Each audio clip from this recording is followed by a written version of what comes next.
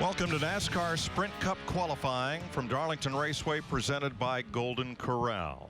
Here at Darlington, we're all reflecting upon the news that Carroll Shelby has passed away, and perhaps there is no one individual more identified with performance automobiles in America. And everybody who bleeds blue or wears the blue oval of Ford Motor Company wishes or hopes that they had some Shelby performance parts under the hood of their Mustang or other high-performance Ford. Because what Shelby did in 1962 turned the automobile industry on its ear, putting Ford's small block V8 beneath the hood of an AC sports car to create the Cobra, which went on to win the World Manufacturers Championship. Shelby took the Ford GT Mark II to Le Mans and won there. And then, beginning with a fleet of Mustangs and a sharp contract with the Hertz Corporation where you could rent a racer, he built a car that the average American performance enthusiast could afford and really wanted to drive. Yes, he strayed from Ford, went with Oldsmobile, with Dodge, created other automobiles and other performance equipment, but came back to build continuation Cobras, which are still being built today, and Shelby Mustangs that approach 1,000 horsepower. They're cars that everybody wants to drive. Carroll Shelby is a fellow you would have loved to know. What a great storyteller, what a great American success farmer, a chicken farmer who borrowed his first race car and won. He was a winner in life. Carroll Shelby was 89.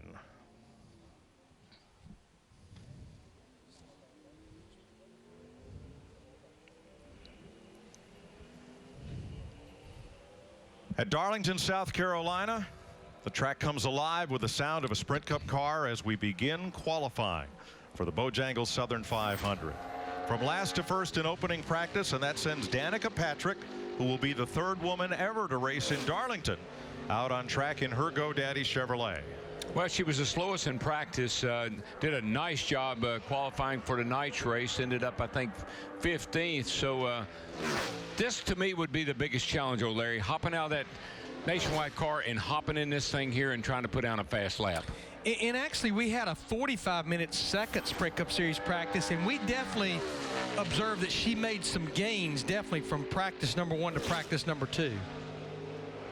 Just so much difference in power. That alone is, you know, the speed and the power of this car over what she just got out of. Hard to make that quick adjustment.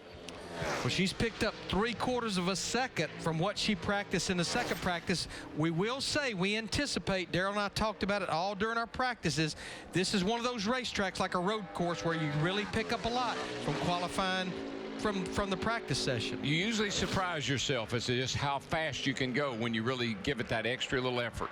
Now, she is in the field for tomorrow night because of the number 10 number, which is owned by Tommy Baldwin Racing, who fields cars for David Rudiman in the races where Danica does not drive this car, prepared by Stuart Haas.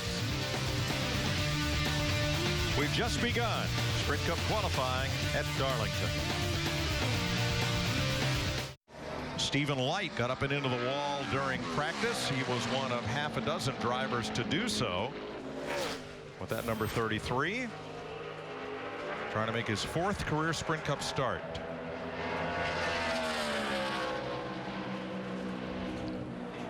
.28.15 on that first lap. You know, back to Mike Skinner, that 27.95, that may not get, boy, we got a lot of smoke out of Stephen Light's car, big time. Tire rub? Yeah, I would say it's a tire rub, what it looked like. Well, that's a product of running a lot faster than what you ran in practice. Yeah, it's only doing it when the car is fully loaded up in the middle of the corner. But Skinner's lap of 27.95, that may not make the show, but that's really a good lap for a race team that rolled in here as a brand new team and missed about half the first practice. Skinner did his part, I can tell you that. That's right. Let's get downstairs with Matt Yoakum.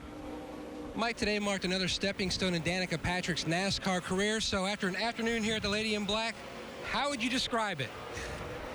Very challenging. I respect it. This is one of those tracks that you hear about and you have a level of respect before you even arrive, and then you come here and you experience it and you have a whole nother level. So you know, I think that it's been a decent day, quite honestly. And the Nationwide car actually felt like it was pretty okay, and qualified 15th for tonight, pretty respectively in practice, and we definitely struggled in the Cup car here. I mean, this was the plan, to do it difficult and to come to places that were going to really challenge me.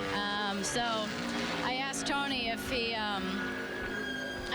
was thinking straight when he put this one on the schedule today. But anyway, to cut to the chase, I felt better in qualifying. I know that I probably won't qualify very well, but I went 3/4 of a second quicker than I did in practice. And for me, it usually, if I can't do it in practice, I don't usually find a lot in qualifying, but it was a lot better. So the GoDaddy crew did a good job of giving me a decent car in qualifying, and we'll roll into the race tomorrow, and we got a race tonight, so hopefully I learn a lot for tomorrow. All right, good luck on your double duty. All right, thanks. Mike? Thanks, Matt. Joe Nemechek, first lap 28:09. Looking to be a little quicker here, and I don't think the second lap's going to be faster for his AM/FM Energy Toyota. It is not. One thing I like about Danica, did you notice? No panic. No. She's not uptight. Pretty calm. Pretty cool. Race. She's in the show. Joe, however, got a little bit of the wall here in Darlington.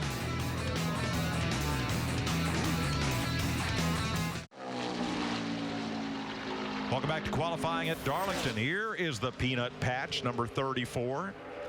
Green paint and peanuts, no problem for David Reagan from Unadilla, Georgia, that qualified 11th here last year at Darlington. Now the 34 from Front Row Motorsports is in the show, as David has a little wobble-bobble between 1 and 2. Car looks just a little nervous.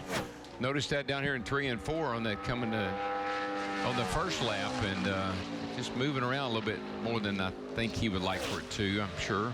28 flat on the first lap. That puts him 7th, or just about midway through the cars that have qualified so far. And the second lap, just 3/100 slower for David Reagan. So he stands 7th right now. Krista. Mike, we've heard the lady in black described as challenging, unpredictable. Jeff Burton's a guy with many words, so how would you describe her? It's something you love and something you hate all at the same time. I guess the best way to describe it. This is a great racetrack. This is what racing is all about right here. It's you know, it's really hard. It's difficult. But you can't ride around. You got to go hard if you're gonna run a lap. So it's to me, this is what NASCAR racing is all about. The only thing is, if it was about 103 degrees, it'd be normal. That's true. That's true. Thanks, Jeff. Casey Mears in the Geico Ford will be our next qualifier. 17th in line to go of 47. Yep, 103 degrees, sand all over the racetrack, slipping and sliding. Don't leave out the gnats. Gnats everywhere. Swatting at the gnats. And here comes Mears, who has 2 top 15 starts at Darlington.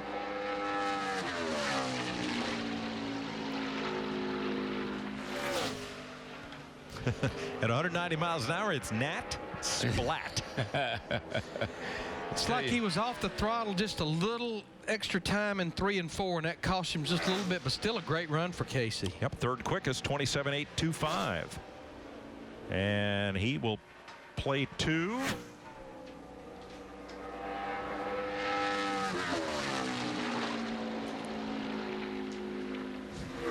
Trail off just a bit on lap 2. Yeah, that's where he lost ground on lap 1.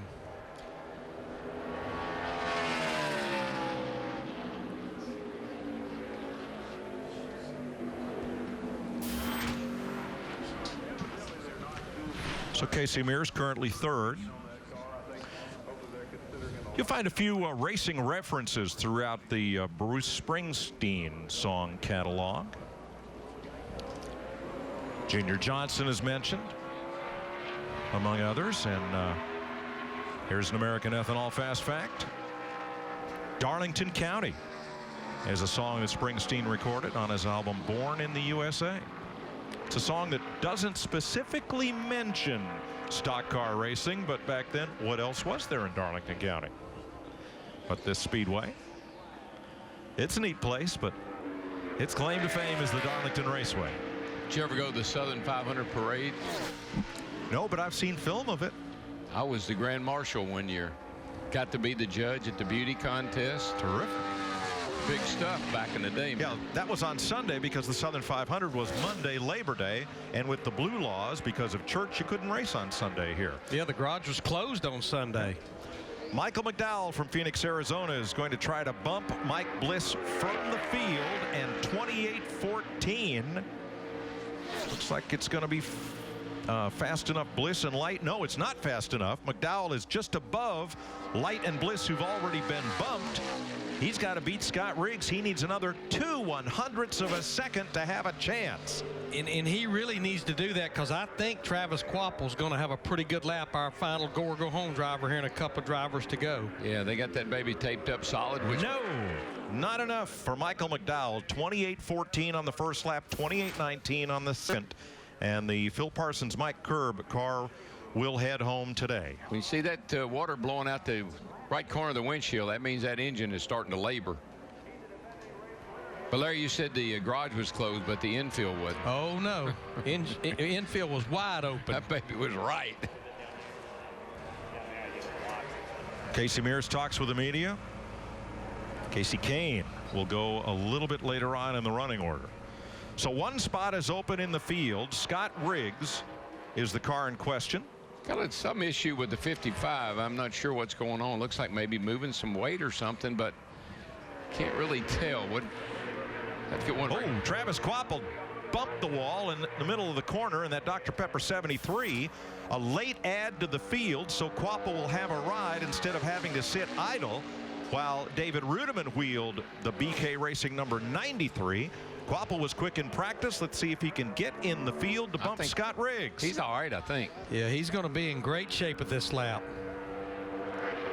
Heck yeah. Fifth fastest Quapple will race in the Southern 500 tomorrow night.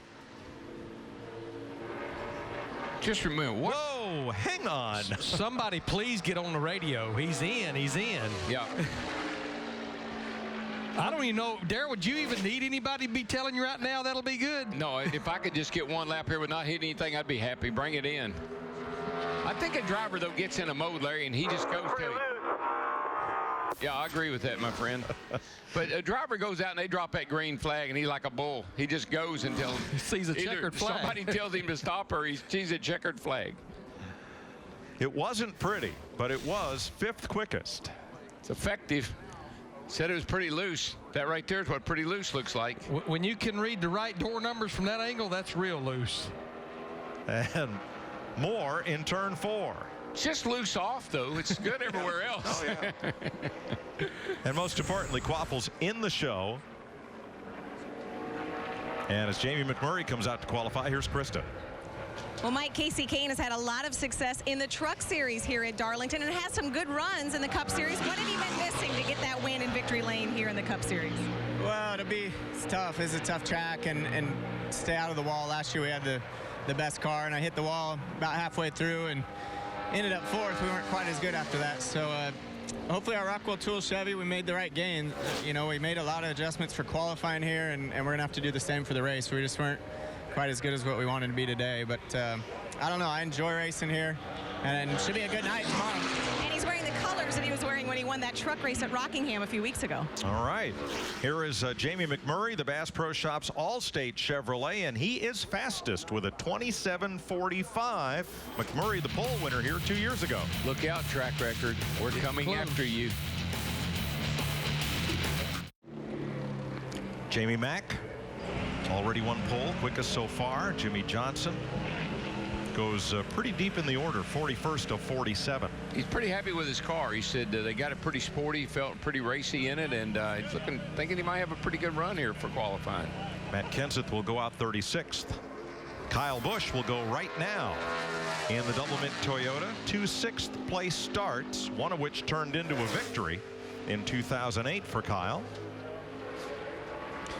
Yeah, he won that Southern 500 at the age of 23, the youngest driver ever to win the Southern 500.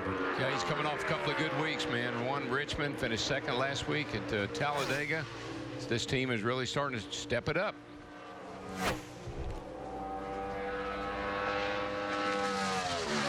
Oh, yeah. Just packed her on down in there. Carried a lot of speed into 3. I'm telling you. And the tracker, it just keep inching to the left. Yeah, it's going to be about a 10th faster, I think, than McMurray.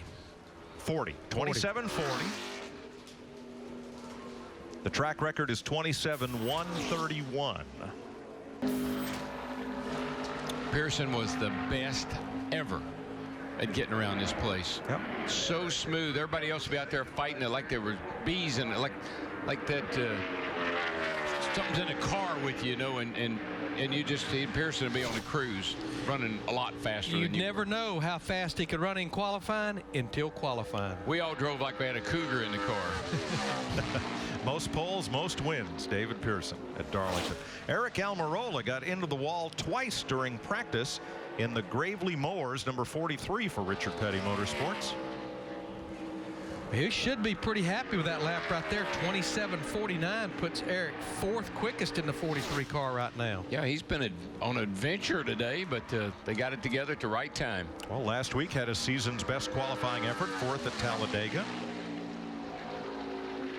He has 2 nationwide and 1 truck race at Darlington. This is his Cup debut here. I just think Mike Ford is going to help him so much. They can work on the car. Mike knows the car, but then he can help Eric as a driver too. And he becomes the first driver to pick up just a little bit on lap 2. Almirola fourth behind Kyle Busch, Burton, and McMurray. Casey Kane coming up shortly.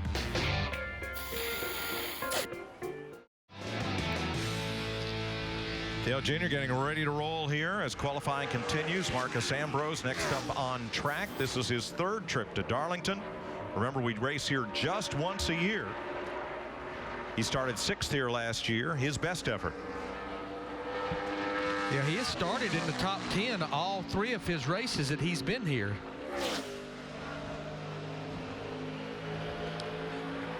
Oh, man.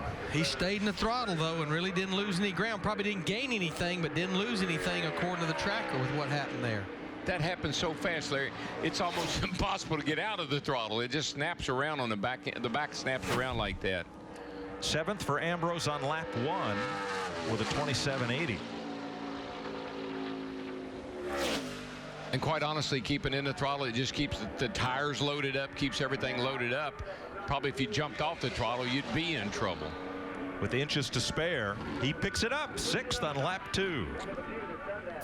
Nice pickup for Ambrose. Matt? Mike, winning at Darlington is meaningful for any driver, but I don't know of any driver whose car looked like a bulldozer went down the side of it when you won here in 2008. Yeah, it was a little rough in 08, you know, but, man, then things could withstand a hit. You know, we weren't building a whole lot of downforce into them and just kind of going off the gold surface and all that stuff. And then you mash on it as many times as you wanted to, and it's like every time I moved the rear end backwards, it kept going faster. So it was a fun night. You know, we won on Mother's Day weekend there and had a great weekend. But so far, so good here. You know, I don't know if that'll hold up or not. I wish it was about a 10th and a half faster, given how it felt. You know, but all in all, good double mint Camry, and ready for tomorrow. Thanks, Kyle. Mike? Casey Kane, the Rockwell Tools Chevrolet, was 22nd quickest in practice. 4 poles here, including last year for the Red Bull Toyota team. Had to get out a little bit over there off of 2, and that hurt his speed a little, but he cut some of it back down here in 3 and 4. He got just enough there, late exit of turn 4. He pedaled it a little bit in 1 and 2 that first time through there. That time he got through 3 and 4 really well. Top of the board, 27.38, picks up 2 100ths on Kyle Busch. I mean, since the Daytona 500, Casey Kane and his team, their qualifying has been unbelievable. 2 poles, 9 consecutive top 10 starts. I honestly believe we're seeing a little bit of pickup on the second lap for some of these guys because it's getting the sun is going down, and that 3 and 4 area down there is starting to shade up. A little more grip down there than there was. Tomorrow, NASCAR race day revs up in Darlington. Find out if Danica's ready to dance with the lady in black. Plus, Cale Yarborough and Denny Hamlin live on NASCAR race day, fueled by Sunoco, tomorrow at 4:30 Eastern, only on Speed. Krista? And Mike, speaking of Denny Hamlin and Cale Yarborough, Denny has the special tribute to Cale's paint scheme here on his car. You were the guy everyone was comparing their lap times to in practice. Jimmy Johnson, Tony Stewart. Do you have a pole-sitting car, a race-winning car, or both? I'd say more race winning than pole winning. Qualifying, it's a completely definitely a different beast than what the race is. You know, in qualifying, you can attack this place, try to run as hard as you can. It's risk reward, like I talked about before nationwide qualifying, but in the race, it takes 500 miles of focus. Here, you just got to focus all your speed for that one lap. So, you know, I think we got a competitive Sport Clips Toyota, but I'm not sure a pole winning car. We'll see how it turned out. Anywhere in the top 10, we'd be pleased with that. Landon Castle in the Burger King 83, making his second trip to Darlington in a Cup car, 6th fastest on lap 1, 27.61. Flirting with danger off He was using every bit of it, wasn't Turn 2, he was all the way out there as far as he could go and not hit anything. Great little qualifying run for Landon Castle, though. Yes, sir. That's a nice run.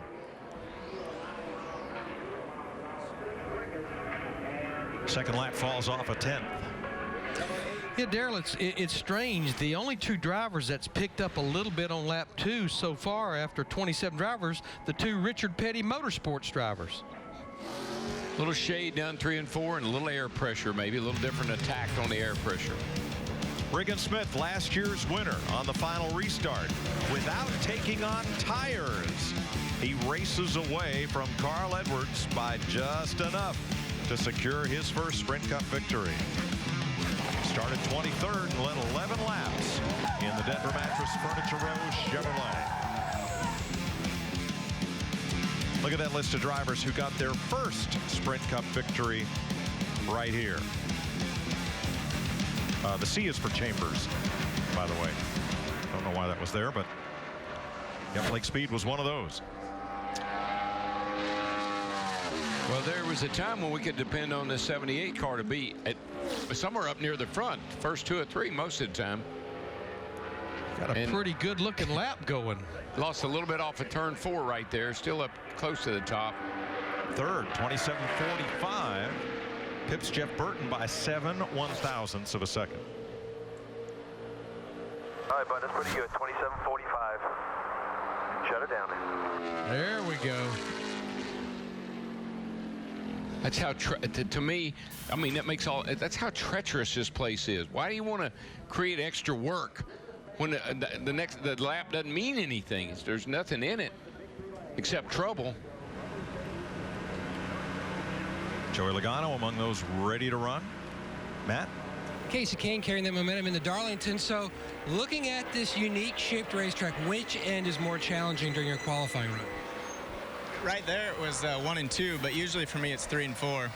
We're just pretty free through 1 and 2, and got through 3 and 4 pretty good. But that was a good job by our whole Rockwell Tools Chevrolet. All the guys did a nice job, and we've battled it in practice, made some gains there.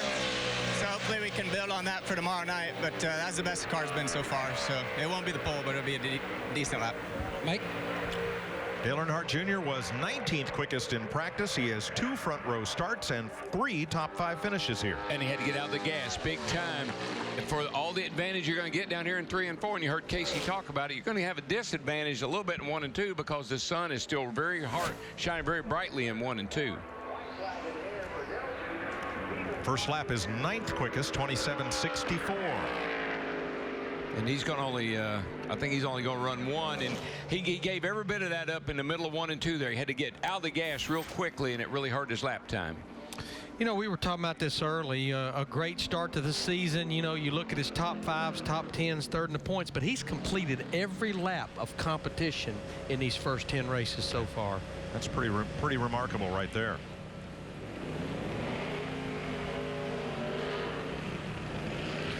Couple of old teammates talking there, Mark Martin and Jimmy Johnson.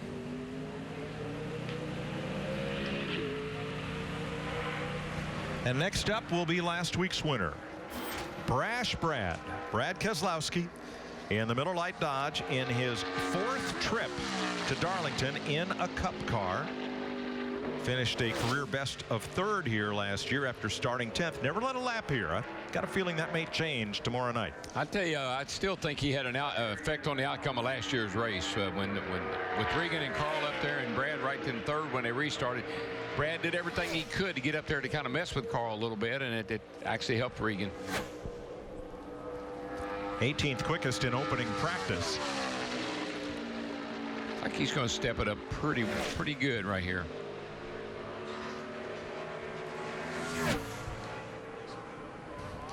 Yeah, Brad making his 100th career start in Sprint Cup here tomorrow night. 7th quickest on lap 1, 27:50. Going to go for another one. Car looked a lot better off 2 that time. 194 down into the corner, Darrell. Yes, sir. That's unbelievable here at Darlington. See it, Larry. See that lap and a half that the tires have in them. Yep, He was really golden. made him mad by the time you get back over there. Only fell off 7 100ths on lap 2, but Keselowski right now stands 7th. Clint Boyer in the 5-hour Energy Toyota is 11th fastest, 27:66 for the 2007 pole sitter here. Denny Hamlin, the Sport Clips Toyota. If you imagine all that red to be blue and look at the peaks of the mountain on the hood, that's one of Cale Yarborough's paint jobs for Junior Johnson when he drove the number 11 to 3 straight championships. Yeah, I went down and had some pictures made, a photo op with Cale and Denny and myself, and yeah, it's a nice tribute to Cale, and you know, being a local guy. And I love what we're talking about in the practice show. Cale climbed under the fence to get in here, but that same fence he went over one time to get out of here too. So Hamlin is 3rd quickest, 27:44 for Denny. Needs Sport Clips number 11. And remember, that was possible back in the day because it's a guardrail. It didn't have a solid wall like it is now, so easier to get through. Aerial coverage brought to you by DirecTV. Only DirecTV gives you dedicated driver channels. Call 1-800-DirecTV. Juan Pablo Montoya, a winner at someone earlier today on our telecast, compared Darlington to Monaco. The tall walls, the narrow racetrack, I guess somewhere, somehow, there is a similarity for this part of South Carolina to that principality. Yeah. But Montoya's won there. That's the difference. He's not won here. Royalty lives in Monaco, and royalty wins in Darlington. Okay. Well, I know when he first came here in 2007, Goodyear actually got him to participate in a tire test. And when they asked him after his first run, what do you think about it? He said, darndest place I've ever seen. I think it still is. 13th for the Target Chevrolet. 27:73 for Chip Ganassi's driver. But it's like Bristol and a few other really tough racetracks we go to. If you don't have a positive attitude coming in here, this place has already got you beaten. I mean, you got to come in here and say, like Jeff Burton, why don't they build more tracks like this? I don't know if he believes that or not, but at least it's a good attitude to have coming in here. He wants everybody else to believe. Tomorrow, immediately following the Sprint Cup race on Fox from Darlington, tuned to speed for comprehensive post-race coverage on NASCAR Victory Lane with J.R. Kenny, Kyle, and the winner, and break down the action from Darlington. NASCAR Victory Lane right here on Speed. Paul Menard in the Menard Chevrolet from Richard Childress Racing started 18th here last year. That's his best effort at Darlington. And he actually had a good run going, and we had so much going on at the end of that race. He actually had an engine failure on the last lap of the race last year. You know, it's funny. All the guys are lined up down here at the exit of pit road to go out for qualifying. It's always fun to stand down there and see if anybody was going to try to run that first turn wide open or not. Menard of the Pittsburgh Paints Chevrolet, 8th at a 27:48. 8th fastest, 5th among the Chevrolets so far. Listen to these times: 38, 40, 44, 45, 45, 45, 49, 48. That's your first 8. Running the low 40s and be okay. The high 40s be well back a little bit. Let's take an inside look at what's happening in the Sprint Cup Series, brought to you by Sprint. Jeff Gordon, 7 victories, most among active drivers. David Pearson has 10. Check out the NASCAR Sprint Cup mobile app on your Android-powered device, only on the Sprint network. Learn more at sprint.com/speed. And we were at Bristol when somebody went into 14s, Ryan Newman. I want to be here the day somebody goes into 26s. Whoa. Because I think it can be done. Oh, absolutely. With a track record being a 27-13. Jeff Gordon has qualified on the pole here 3 times. He got another pole due to being the point leader, and qualifying rained out. Little slide there with a drive to end Hunger Chevrolet, but he's up near the top of the chart. He's got a good run going right now. Jeff Gordon has led 1,720 laps at this racetrack. Yep, 7 victories. Seventh on lap 1, 27:46. He's the best I ever saw, Larry, at calling his lap. He kind of knows when it's a good one. Yes, he does. Coming up, Matt Kenseth, Mark Martin, and the Dinger. Matt Kenseth in the Zest Ford. Kenseth won the pole here in 2009, but he times in 11th fastest, 27:59 with 11 drivers to go. Bet that car smells good. He is the second fastest Ford. It's zestfully clean. Is that where you're going with that? Yes, it is. That's what I thought. Mark Martin in the Aaron's number 55. Mark has 2 poles here, separated by a decade. Whoa. He's having a tough time in turn 2, I can tell you that. And he has 2 wins here, 17 years apart. Now, Darrell, you were a little concerned or confused what was going on with this boy. That's all. There's no more racetrack left. That's flirting with disaster right there. I don't know what was wrong with it, Larry, and what they were doing to it, but there's something wrong with it now. Well, Chris DeVoto was telling me during commercial break there's a gauge that gets a measurement between the fuel cell can and the rear end housing, and they were off on that measurement. I mean, there's plenty of adjustments underneath the car to get that measurement right, but that's what they were having to adjust there. Yeah, they were doing some major work on that car, and I was wondering how it was going to, if it was going to affect it or not. And I think it, obviously, from the way it looked, it affected it big time. Yeah, Martin is 11th at a 27:55.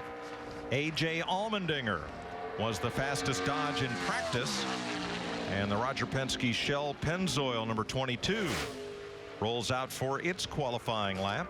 He was 10th quickest in practice.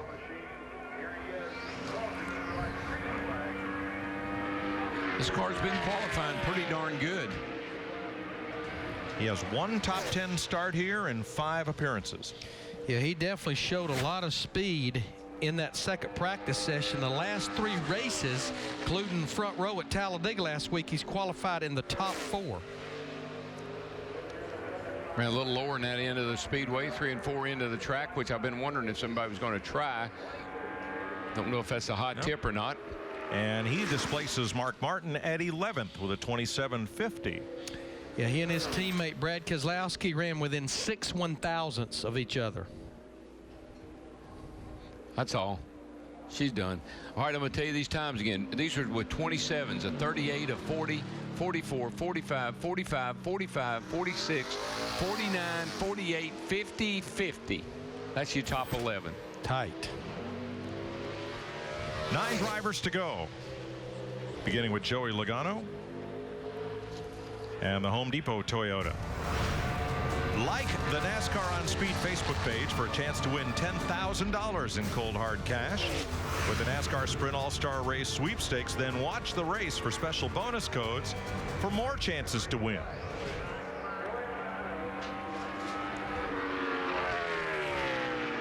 Logano's first trip here, he started 5th, finished 9th. One of those drivers who have had good success at Darlington as a rookie. His 2 teammates, Kyle Busch, Kevin Hamlin, right now 2nd and 3rd. Sure, Joey's going to get in the top 10 with this run. Car looks tight to me. I just noticed on his coming to green lap, it looked like he was shoving up the hill a little more than he wanted to. Looks a little snug to me. 15th quickest for Logano, 27:63. And that'll be all for Logano. 8 drivers to go. The Wicks Filter Chevrolet for Ryan Newman clocked in 2nd fastest. Newman has 5 front row starts here, but then comes the Lowe's Chevrolet of Jimmy Johnson, who is tied for fastest. He and Casey Kane have run identical laps. Johnson ran only 1 lap in his Cobalt Tools Chevy, and so he's quickest. Kane 2nd. Newman, Kyle Busch, and Denny Hamlin as Martin Truex in the Napa Toyota rolls out and tries to beat his previous best Darlington start of 16th. This is just freaking me out how close these guys are. 27-3-8, 2 of them right on top of each other. 3-8-6. And Kyle Busch and Hamlin 40s with a 4, both of them. Solid run for Martin Truex Jr. in that 56 car. Lost some ground off turn 4, but 5th quickest. Yep, 27:42 for the New Jersey driver. 2 Toyotas, 3 Chevys in the top 5. There's you another 40, DW. Yeah, they're just laying in there, man. 2 38s and a bunch of 40s. So Jimmy Johnson may win this pole simply by virtue of being higher in the Sprint Cup standings than his teammate Casey Kane. Well, you know what? I ran into Jimmy when I was down there getting a picture with Cale, and I said, how's your car? And he said, I think we got something for him. He said, I really like my car this weekend. Got a lot of good adjustments in it. All right, we're into the Fast 5, beginning with our Sprint Cup champ, Tony Stewart, the Mobile One Office Depot Chevrolet. For Stewart, who has 2 second-row starts here. Yeah, Jimmy, back to the 48 car, they got into the wall. I mean, right at the beginning of that first practice earlier today. But I like what he did, Larry. He told me, he said, you know, some of these tracks lately, I just feel like I have left a lot on the table. I'm not leaving anything on the table today. By golly, it paid off. Not so for Tony Stewart. Yeah, the reason that tracker keeps jumping around so much is simply that's the area that there's so many drivers right in there. Yeah, it's 27:51 for Stewart. Now that's only 13/100ths of a second off pole, but it's 15th fastest right now, Matt. Hey, Mike, Jimmy, if the qualifying ends now and stays the way it is, it's going to be a tie on the front row. Yeah, we still have cars to go yet. I know we've all been wondering when that day would happen. I really hope it's today. My Cobalt Tool Chevrolet has been very, very fast, and I think there's a little bit more speed out there down in 3 and 4, and we'll see if somebody can find it. Thanks, Jimmy. Yep, thanks. 2 Fords and 2 Chevys to go. Carl Edwards has 2 second-row starts here as the Ford EcoBoost Fusion rolls out. Can you run that first turn wide open? You can. I mean, they don't even go below 170 miles per hour in the middle of 1 and 2, what little they're off the throttle. But you're talking about a track where there's huge drop-off. I mean, you're talking running in the low 27s here. We'll be racing in the 30s. That's a smooth lap. It's not going to be a pole lap, but it's going to be a good lap, I believe. Falls to 6th right at the end there. Edwards 27:42.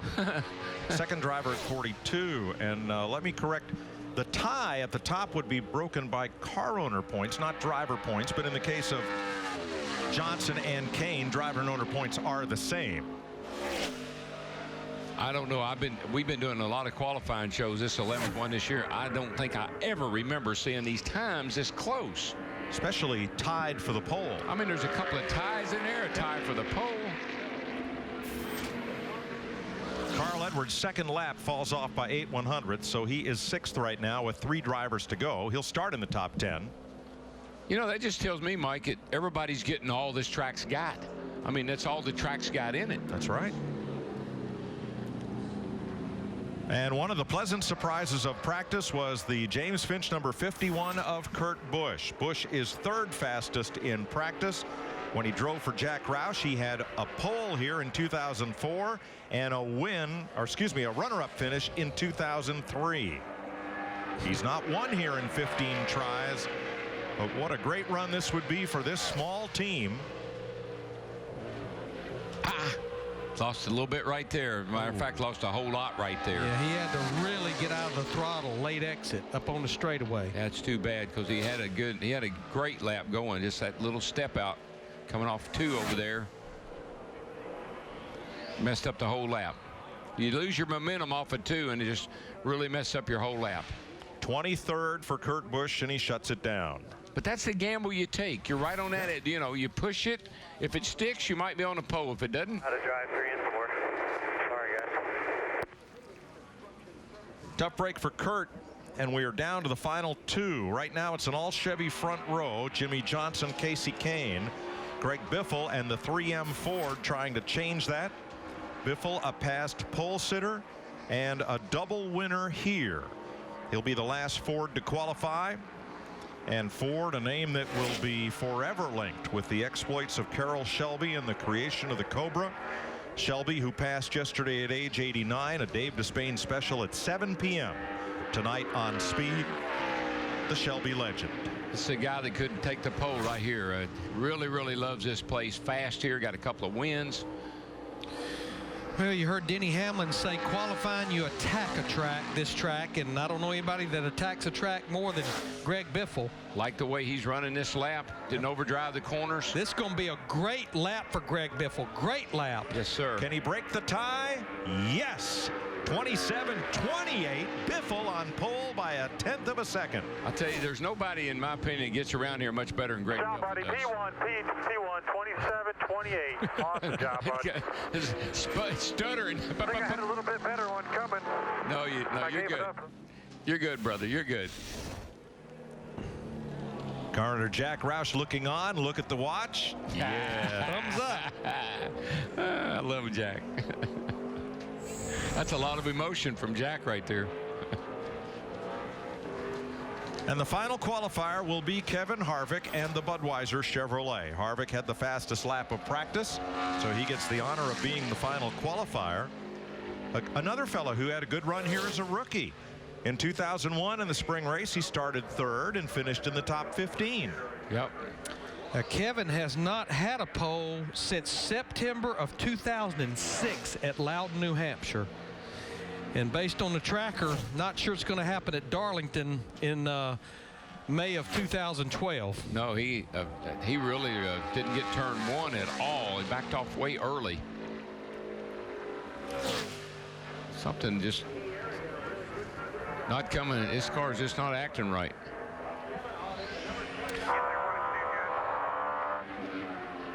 '23rd for Harvick. 27.63. Row 12. Yeah, that's disappointing for those guys. So Greg Biffle wins his 11th career pole. 6 starts since his last one at Bristol. And Jimmy Johnson in a tiebreaker will start on the outside of the front row. Matt? The two-time winner will roll off from the pole. How on edge was that lap here? It may sound stupid, but that balloon over there caught me more off guard than anything. I came off of turn 4 and saw this red thing in the middle of the track and almost lost my concentration, but that was pretty on edge lap. I felt like I left a lot on the table in turn 1 and 2, but I guess I got through 3 and 4 pretty good. Mike, the lady in black, balloons, it's all challenging here at Darlington. Greg Biffle will start from the pole. It's a Ford Chevy front row for the Bojangles Southern 500.